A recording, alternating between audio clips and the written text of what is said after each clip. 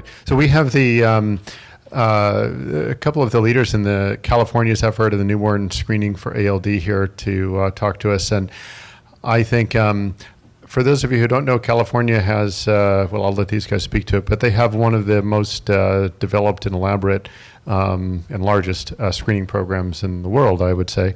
And so I will let them tell you a little bit what they're doing, but I think they have just a tremendous amount to offer in terms of engagement and opportunities for us. So, thank you. Good afternoon, everyone, and I'm so glad that this meeting took place in California because it was very apropos given that we just started screening for ALD in September. And so anyway, I'm really thrilled to be here, and I've really enjoyed the talks, and I'm looking forward to the rest of the meeting. But let me just do a brief introduction. My name is Lisa Feuchtbaum, and I am the Chief of Program Development and Evaluation at the Genetic Disease Screening Program, and I'm here with my colleague Stan Shortino, and Stan is the Chief of Newborn Screening Outcome Evaluations Section. So thank you very much.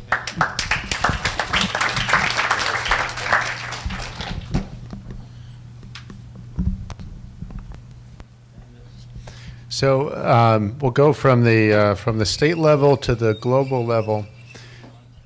Hi, I'm Elisa Seeger, and I'm from the Aiden Jack Seeger Foundation. My son Aiden was diagnosed at the age of 6.5 in 2011.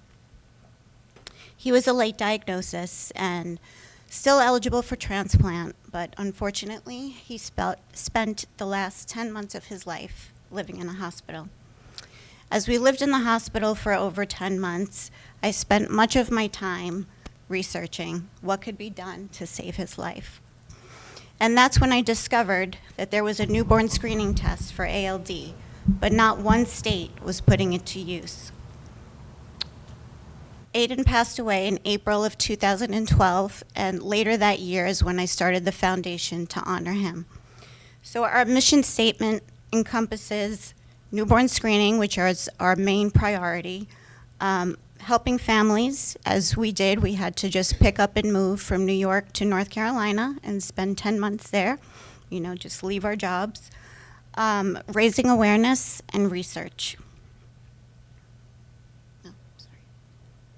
So Aiden's Law was signed on March 29th of 2013, and New York started testing December 30th of 2013. So this year will be our 3rd year anniversary in just about a month and a half. So as of late October, New York has diagnosed 56 babies, 21 boys with ALD, 23 girls that are ALD carriers, and 12 babies with other peroxisomal biogenesis disorders.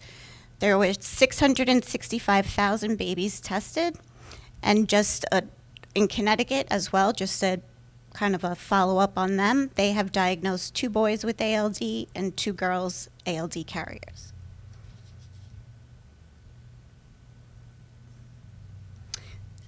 Is that the right map?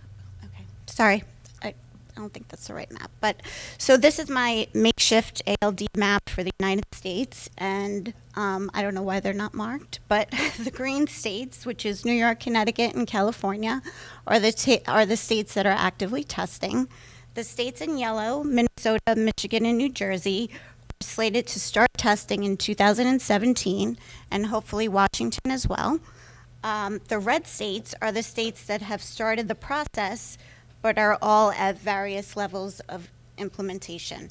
So for example, Illinois has a law for ALD, but unfortunately they don't have funding. And that seems to be the consensus in all of the states that I've spoken in. I haven't had one newborn screening committee say that they don't want this to happen. It always seems to come down to money.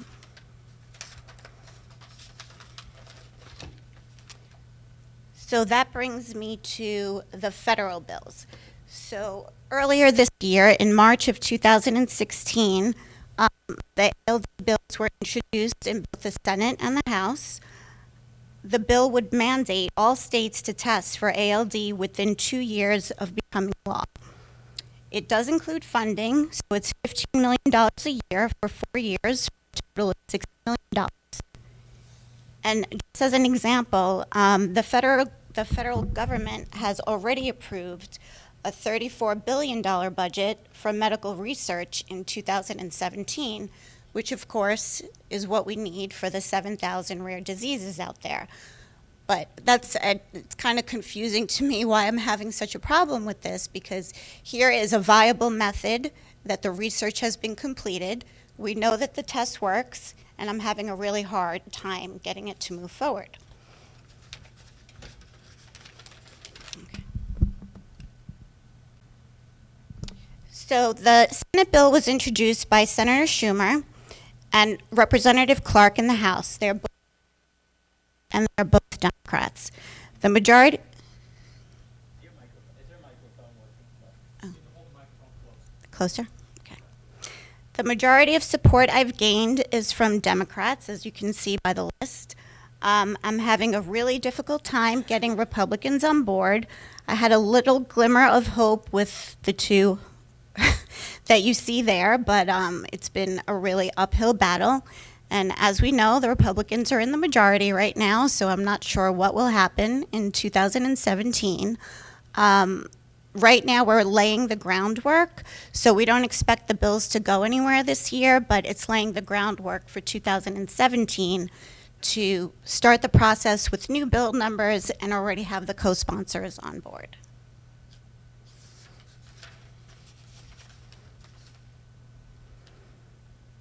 So some of the grassroots efforts that have helped us with raising awareness for ALD and as far as the federal bills is a Change.org petition, which has gained over 181,000 signatures.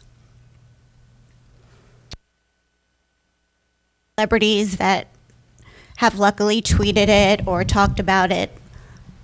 And then Susan Sarandon agreed to an email blast that went out through Change.org, which also helped us in gaining more numbers and helping people to learn about ALD and send messages to their Congress members and hopefully getting more people on board.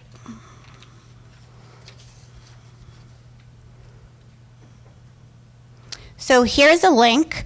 Hopefully all of you in here will just go to this. It's a really easy thing to do. So the letter is already written. All you need to do is put in your name and address and hit send, and that will go to your members of Congress. And the more letters they receive, obviously, is helpful to gaining more co-sponsors in 2017.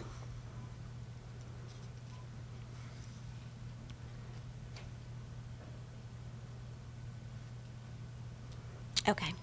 So in the almost 3 years of testing in New York, I've had the honor of meeting several ALD newborn screening families. The problem exists that ALD, as much of the conversation has been, is a rare disease. And the centers and the physicians that have been identified to care for these babies do not have any experience with ALD. So that brings me to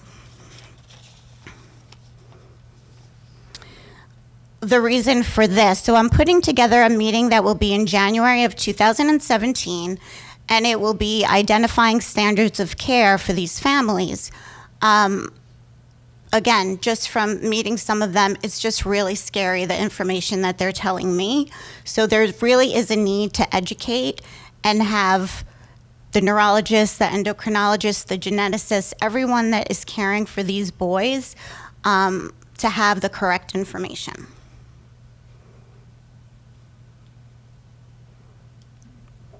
So I'll just go over this really quickly. This is a rough agenda of what we will hopefully cover in the 2-day meeting. The numbers, of course, so, according to the numbers in New York State, it looks like the incidence is 1 in 12,000. I don't know if they feel comfortable enough to publicly come out and say that with 3 years. So are there any issues with the testing or new methods of testing since the inception of newborn screening in New York State? And the incidence rate. And then after the diagnosis, I'm still kind of in the gray area of what happens after a baby is diagnosed. So when the meeting with the family, what is discussed, what information is shared, are they given the center's information, the neurologist, the endocrinologist? Is the family given any published information, which I don't think that they are? And then we're going to go from the specialist, endocrinologist, to discuss their experience, share when testing for adrenal insufficiency should start, stress dosing. Nutritionists discuss diet for newborns and modifying the diet after 18 months. Lorenzo's oil, the update and the availability, the dosing. Neurologist, how often will MRIs be administered, and recognizing changes in an ALD MRI, because I found that to be a really big issue from talking to families in New York, that their neurologist has said that there were not changes to their MRI, and then when they get a second MRI, maybe 6 months later, they'll send it to one of the experts and they'll say, well, there were changes to that initial MRI, but it just wasn't recognized. And then to address some of the big misconceptions that AMN men can develop cerebral form of the disease, discussing age of presentation in boys, the importance of a second opinion. There was a little boy that was 8 months old that was transplanted, a newborn screening baby in New York, which I think the consensus was then that should not have happened, and that family did not get a second opinion. And then to address the statement that there is no cure, because I think that that's a big issue as well, and I don't think that that's an accurate statement. And then bone marrow transplant, just taking the doctors on what these boys will experience, any updates on method. I mean, Aiden went through BMT in 2011, and I'm sure there are many, many changes since then. An update on gene therapy, and then any clinical trials for ALD. And I'm open to suggestions on anything that I've left out, but that's kind of what I've come up with so far. Huh? Adrenal replacement, yeah. And then finally, I just want to end with the reason why I continue to do this. So that's my daughter, Sienna, and Brody, who's on the left, is one of the babies that was diagnosed from the state of Connecticut. He was one of the first babies. And then the picture next to that is Matthew, who I think was baby number 3 in New York State, but he was the first family that I met, and he holds a very special place in my heart, and we're really close to them. Yeah, and these are just 2 of the faces of why newborn screening is so important. And that's my information, and thank you so much.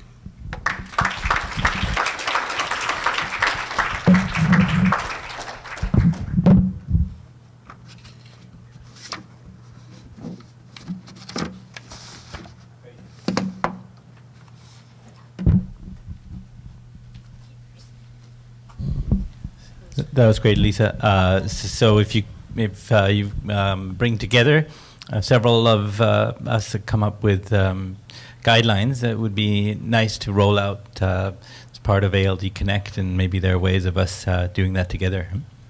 Right now, I think, ALD diagnosis is the beginning. So, I mean, ALD diagnosis is the beginning. It's not as simple as, okay, take a pill, you're going to be okay. So this is a lifelong, and we're doing injustice if we're not giving these doctors the information that they need, and the parents as well. So ultimately, I would like this to be something that's published and offered to the parents when they get the diagnosis, because they're lost. And obviously, when they're first getting that diagnosis, it's so overwhelming. They're not really thinking about 6 months, a year, 2 years from now. So kind of like a handbook that they could have to make sure that the doctors are doing what they're supposed to be doing. Yeah. Irene, how is this going in the Netherlands? Yeah, I just wanted to say that we're working on a care pathway. Turn the Please leave the microphones on. I think it's on.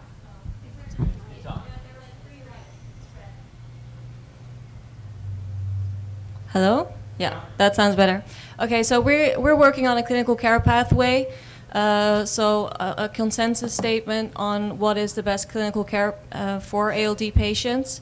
And we originally started out by just making a Dutch one because the Dutch ALD Patient Association asked us to do that. But now that we're working on it, we really want to make it an international guideline for ALD. So I think it would be great to work together on this. That would be great. Because Absolutely. it's quite the task, and I think the more experts get involved, the better the guideline will actually get. So Absolutely. Thank you. Yeah, you're invited. Come. Everyone is invited. thank you. Yes. Elisa, I had a quick question over here, Dean. How are you doing with the federal law for ALD with regard to newborn screening being a states' rights issue? Are you getting pushback Well, on that issue? That's why I'm having a big issue with Republicans. The Democrats are open to that, so I haven't had an issue with getting Democrats on board. Republicans are really conservative, and they don't believe that anything should be mandated to the states. So it opens up a big can of worms. I mean, I think it should really be looked at as an issue-by-issue basis. And this makes so much sense because I've spoken in 12 states. The consensus is always the same. It's always about funding. And to the federal government, $15 million is a drop in the bucket. No one is questioning me about the money. They're afraid of the mandate. Oh, I just wanted to share with the group that there's an organization called the NBSTRN, Newborn Screening Translational Research Network, that is basically they're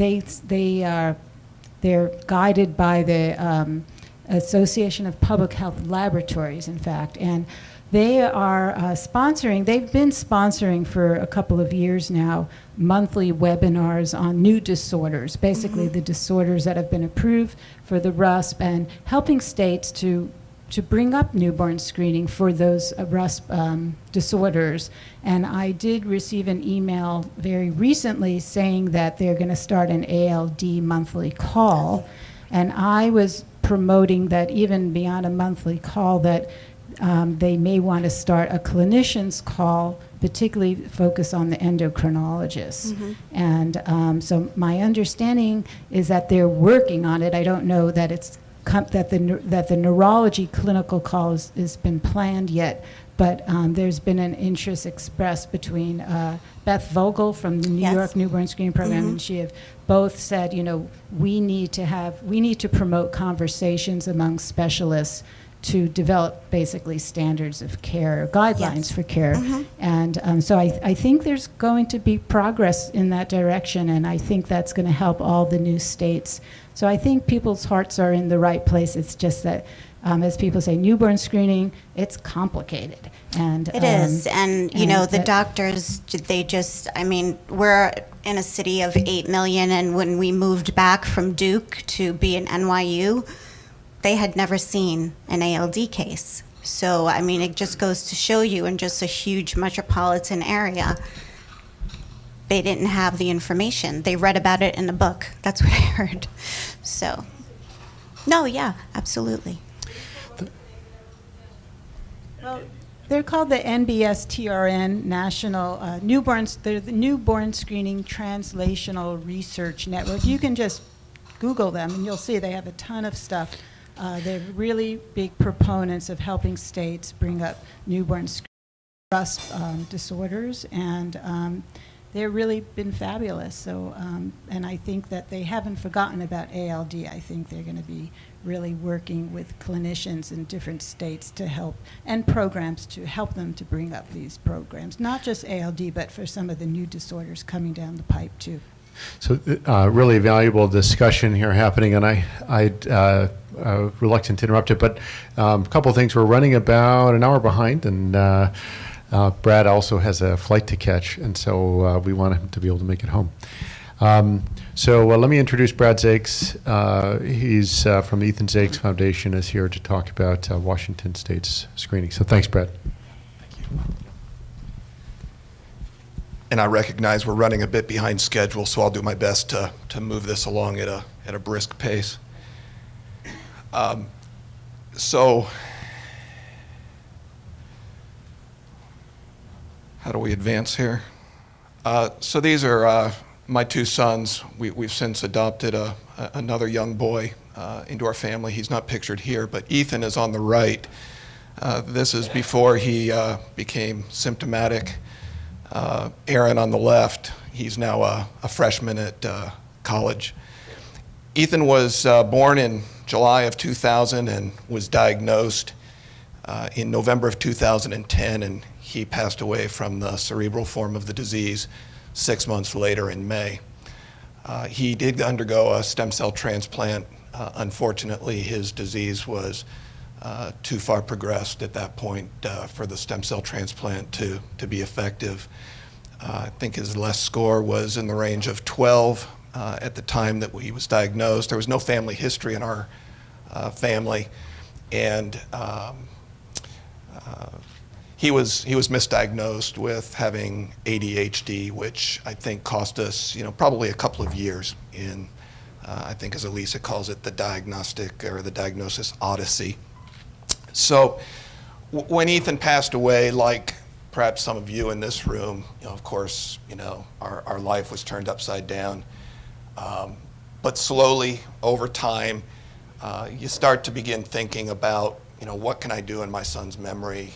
What could we have done to potentially have prevented this from happening? And the recurring theme that just continued to come back to us and our family was, had newborn screening been around at the time of Ethan's birth, it's very likely he would have been with us today. There's countless examples of young boys who are treated pre-symptomatically who go on to live long-term, healthy, successful lives. And in our view, that was just absolutely tragic. A test existed, it just simply wasn't being utilized on a national scale or even on a state-by-state scale. So we elected to form the Ethan Zakes Foundation in memory of our son. That was really Can the you genesis. hold the mic up, please? That was the genesis of the formation of our foundation. And our mission was really quite simple, simply to pursue newborn screening for ALD.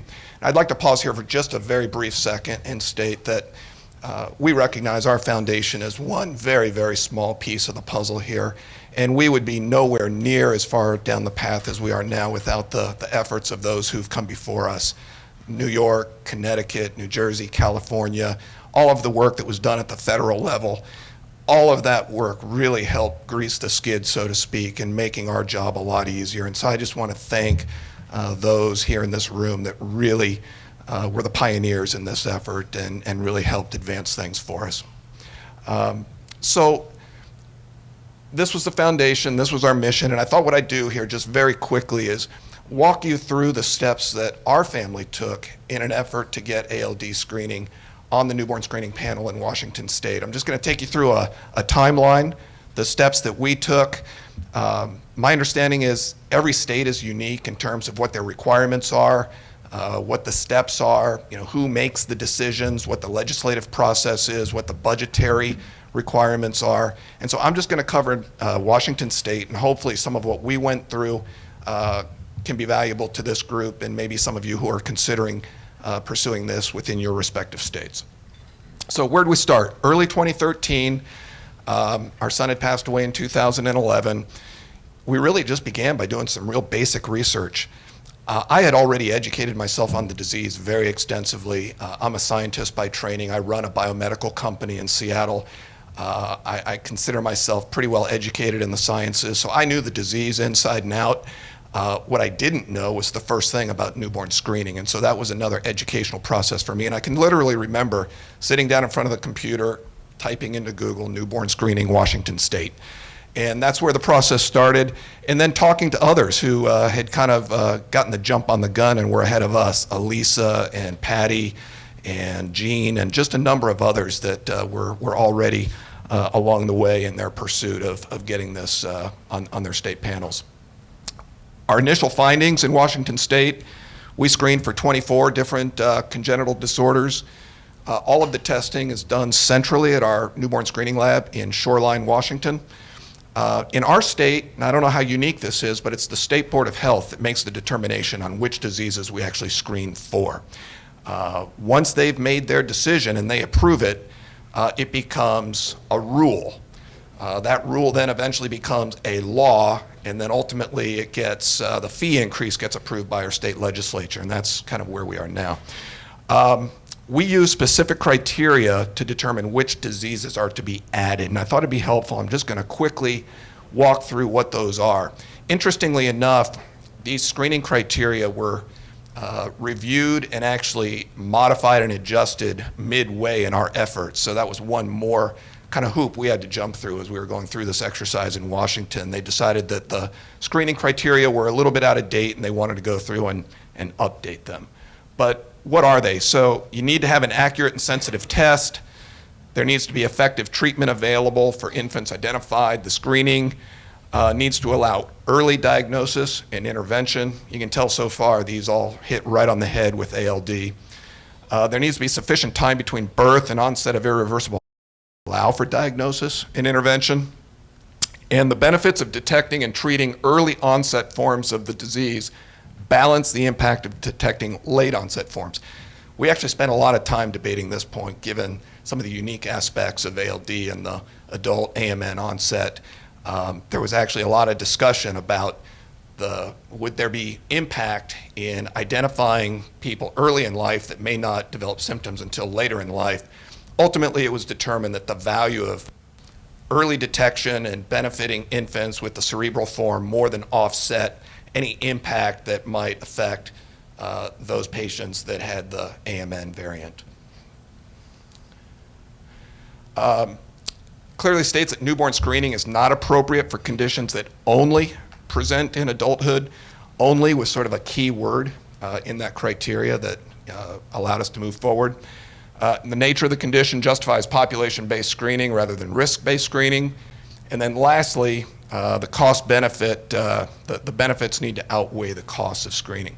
And as I'd mentioned earlier, this is an area where I think a lot of people that are pursuing these initiatives in their states get hung up a little bit. There's not a lot of data to support this. I'll mention now that within our state, we did a very robust cost-benefit analysis. I have that model. I've shared it with some folks. Anybody who wants it, contact me. I'll share it with you. The person that developed it at the Newborn Screening Lab is open to sharing it. We're actually going to try to get it published as well. We think this will go a long ways towards helping further educate the fact that screening certainly meets the cost-benefit criteria. So in April of 2013, I met with our director of the Newborn Screening Lab in Washington.